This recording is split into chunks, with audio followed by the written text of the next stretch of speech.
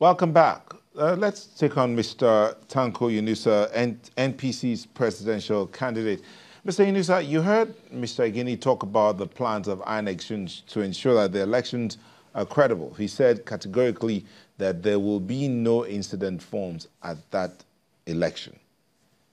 But that's one of the things that the opposition parties have been clamoring about, especially with the president not signing the amendment to the electoral bill. They've been concerned about the issues of will the card readers be used, would technology be used, what about the incident forms, would they be brought in, and the question of rigging and all that. Are you satisfied with this explanation? Well, let me make a quick correction there. I'm the presidential candidate of the National Conscience Party, or the NCP. So, in furtherance to your question, with regard to the issue of the explanation given by the Honorable Commissioner, yes, it was a long-term demand of the political party that the incident form has created an opportunity for people to use in making sure that elections come out declared as inconclusive. And then we are trying, as a political class, to work together with INEC to improve the political and electoral system. So the explanation given now reduces the chance of people manipulating that particular issue of incidence form. Now they are going to take a biometric data of the persons who have issues with the card reader in particular at the polling station. What the INEC chairman make clearly that the fingerprint and at the same time the phone number of the individual involved in such situation will be taken into cognizance. In that way, we now have clearly to identify who and then the person who has issues.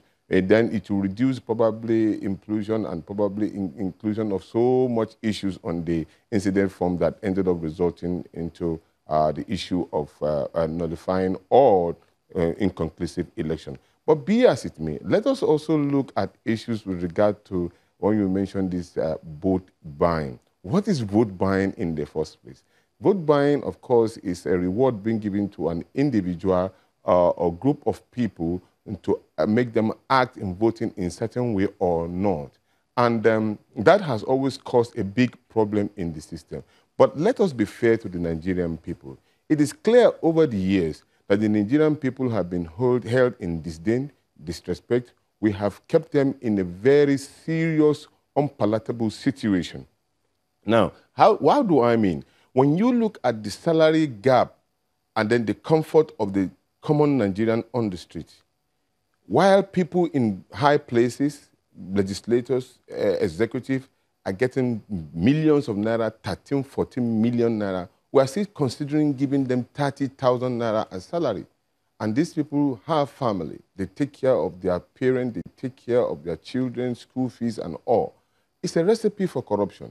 And so they look at the political class as individuals that, look, let us get our own from them now before they get into power. But that is not to say that whatever that particular act is justifiable. But we have been able to identify three things as a root cause of probably the problem of vote buying.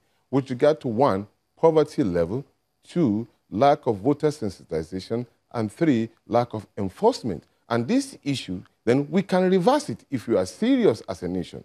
We must, first of all, the reason why people are in power or in control is to look at the welfare of the people.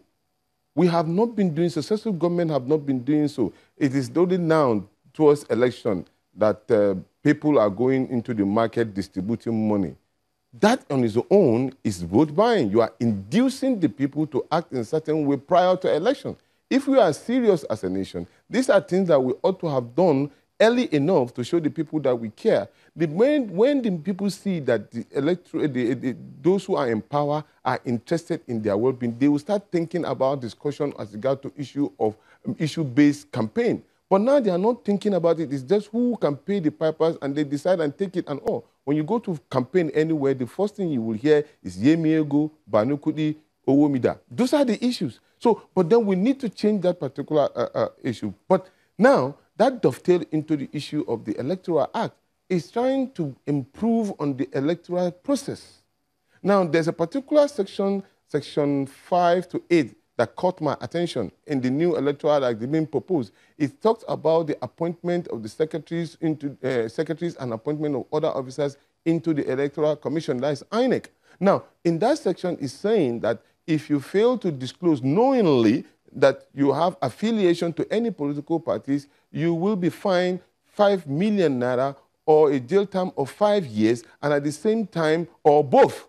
And this is, in a way, is trying to showcase that once the electoral body is quickly cleaned up, because that is the electoral empire, then every other area, because that is the basis, because there was the various accusations in the past government and the present government that some of the people appointed into INEC are members of a political party or cronies or uncles or cousins of a political party or a president in power.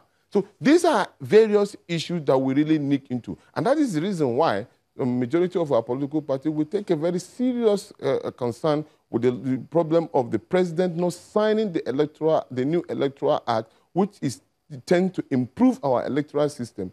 We feel that it is a wrong step, and it sends a wrong signal to us that probably the president is not interested in giving us a free and fair election. Because if there are issues that will tend to improving and take care of the issue of vote buying and all others, then the president is refusing to sign that particular document 4 times without no clear decision as regard to why certain areas that he has problem with, that he doesn't want to sign them into law, then that gives us that particular feeling that the president is not ready for a free and fair election, and that should be taken into record. We may be forced, of course, to go to court if the president refused to sign this particular electoral act into law, and I'll probably take other political measures that can make our demands be responded to. Otherwise, we will be putting the democracy that we fought for a very long time into danger, because day by day we intend to improve this particular democracy, and so that to make it more comprehensive and cohesive, that everybody will be comfortable. Now, you can hear the electoral commissioner from Akwa Ibom